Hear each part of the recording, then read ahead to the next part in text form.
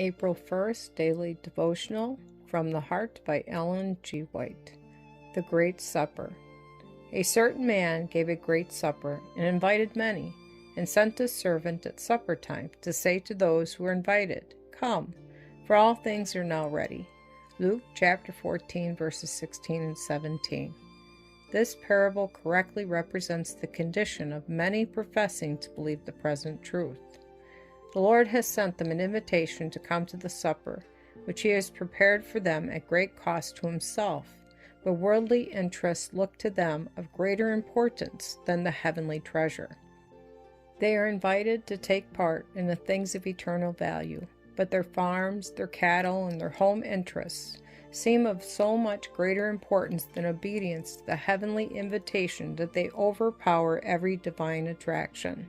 And these earthly things are made the excuse for their disobedience to the heavenly command. Come, for all things are now ready. Luke chapter 14, verse 17. The very blessings which God has given to these individuals to prove them, to see if they will render unto God the things that are God's, Luke chapter 20, verse 25, they use as an excuse that they cannot obey the claims of truth. They have grasped their earthly treasure in their arms and say, "I must take care of these things. I must not neglect the things of this life. These things are mine."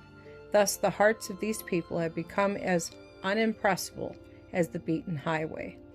Their hearts are so overgrown with thorns and cares of this life that heavenly things can find no place. Jesus invites the weary and heavy laden with promises of rest if they will come to him. He would have them lay aside the heavy burdens of worldly cares and perplexities, and take his yoke, which is self-denial and sacrifice for others.